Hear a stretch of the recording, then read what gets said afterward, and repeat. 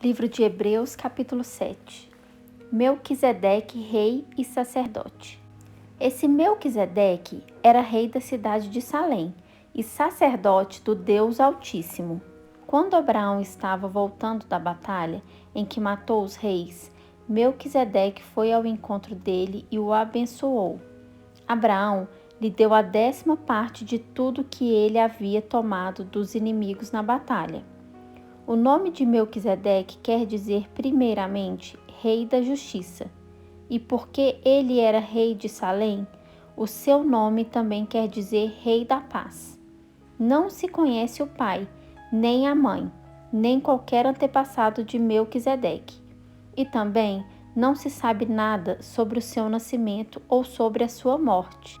Por ser como filho de Deus, ele continua sacerdote para sempre. Vejam como Melquisedeque era grande. Abraão, o patriarca, lhe deu a 10ª parte de tudo que havia tomado dos inimigos na batalha.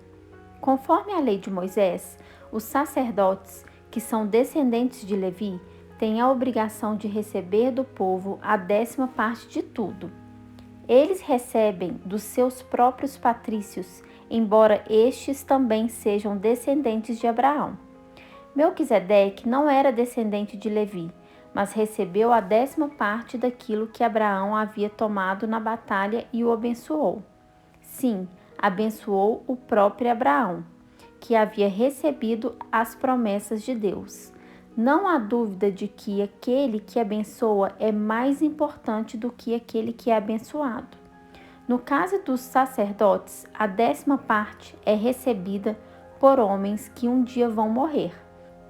Mas, no caso de Melquisedeque, como dizem as Escrituras Sagradas, a 10ª parte foi recebida por alguém que continua vivo. Portanto, quando Abraão pagou a 10ª parte, Levi, cujos descendentes recebem a 10ª parte, também pagou, pois Levi não tinha nascido e, por assim dizer, ainda estava no corpo do seu antepassado Abraão, quando este se encontrou com Melquisedeque. A lei que o povo de Israel recebeu se baseava no sacerdócio dos levitas. Ora, se o trabalho dos sacerdotes levitas tivesse sido perfeito, não havia necessidade de aparecer outro tipo de sacerdote, da ordem do sacerdócio de Melquisedeque, e não da ordem de Arão. Pois, quando se muda o sacerdócio, a lei também precisa ser mudada, e o Senhor Jesus, a respeito de quem são ditas essas coisas, pertencia a outra tribo, e nenhum membro dessa tribo jamais serviu como sacerdote.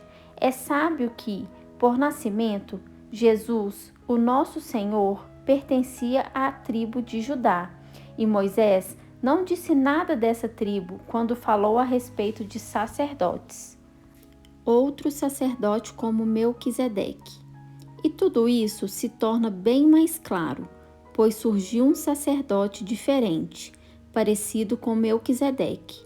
Ele não foi feito sacerdote pelas leis ou regras humanas, porém se tornou sacerdote por meio do poder de uma vida que não tem fim. Porque as Escrituras Sagradas dizem: você será sacerdote para sempre, na ordem do sacerdócio de Melquisedeque.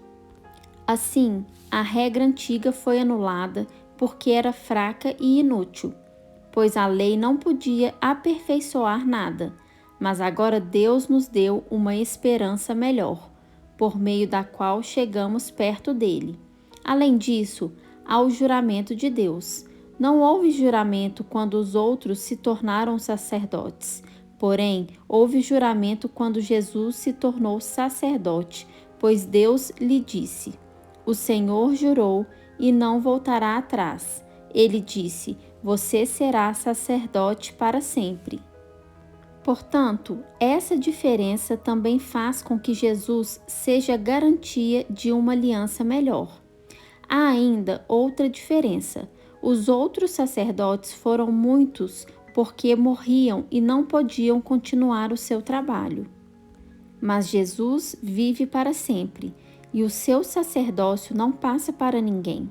E por isso ele pode hoje e sempre, salvar as pessoas que vão a Deus por meio dele, porque Jesus vive para sempre, a fim de pedir a Deus em favor delas.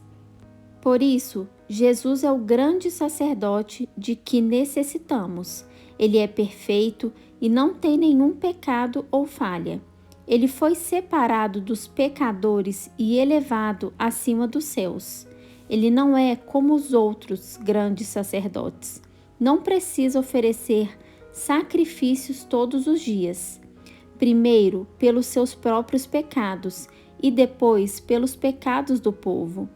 Ele ofereceu um sacrifício uma vez por todas, quando se ofereceu a si mesmo. A lei de Moisés escolheu homens que são imperfeitos para serem grandes sacerdotes, mas, pela promessa feita com juramento, o qual veio depois da lei de Moisés, Deus escolheu o Filho, que se tornou perfeito para sempre.